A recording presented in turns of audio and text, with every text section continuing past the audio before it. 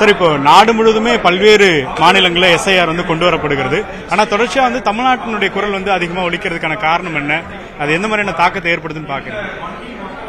தமிழ்நாட்டில் உள்ள வயது வந்த அனைவருக்கும் வாக்குரிமை உறுதிப்படுத்த வேண்டும். ஆனால் இப்போது தேர்தல் ஆணையத்தால் அறிவிக்கப்பட்டிருக்கிற எஸ்ஐஆர் என்பது ஒரு கணிசமான மக்களுடைய வாக்குரிமையை பறிக்கக்கூடிய ஒன்றாகத்தான் இருக்கிறது.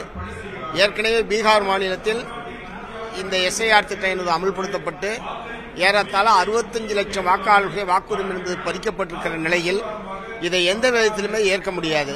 இரண்டாவது, ஒரு அவசர கோலத்தில் அள்ளித்தளித்த கதையாக ஒரு மாத காலத்திற்குள் இந்த வேலையை முடிப்பது என்று சொல்லி தேர்தல் ஆணையம் அறிவித்திருப்பது என்பதே நடைமுறை சாத்தியமற்ற ஒன்று.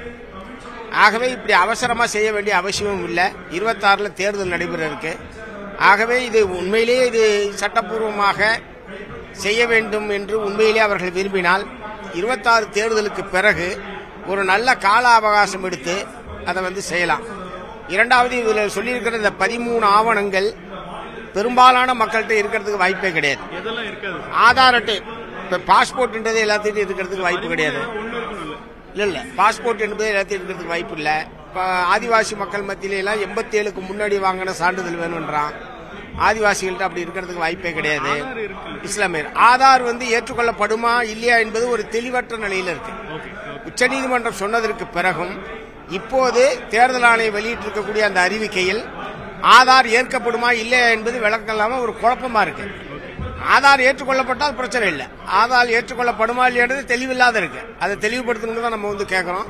இரண்டாவது, இது போதுமான கால அவகாசம் கொடுத்து செய்ய வேண்டுமே தவிர இப்படி அவசரமா மேற்கொள்ளக்கூடாது. இப்போ பொதுவாகவே இந்த போலி வாக்காளர்கள் இருக்கக்கூடாது, டபுள் டிஜிட் இருக்கக்கூடாதுன்றதான் எல்லா கட்சியினுடைய கோரிக்கையா இருக்கு. அப்படி இருக்கும்போது இது ஒரு சந்தர்ப்பமா பயன்படுத்தக்கூடாதா? இல்ல நான் தான் சொல்றேன், இது செய்யவே கூடாது என்பதல்ல.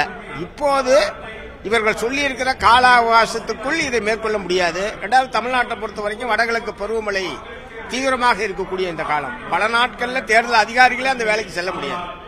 அதனால நடைமுறை சாத்தியமற்றது என்பதுதான் எங்களுடையது. ஆகவேதான் பீகார் அனுபவத்திலிருந்து இதை எதிர்த்து உடனடியாக ஒரு தடை வாங்கக்கூடிய வகையில் உச்சநீதிமன்றத்தை அணுகுவது என்று இன்றைய அனைத்து கட்சி கூட்டத்தில் முடிவு செய்யப்பட்டிருக்கு. மார்க்சிஸ்ட் கம்யூனிஸ்ட் கட்சியின் சார்பில் நாங்கள் தனியாக உச்சநீதிமன்றத்தை அணுகுவது என்று தீர்மானித்தோம்.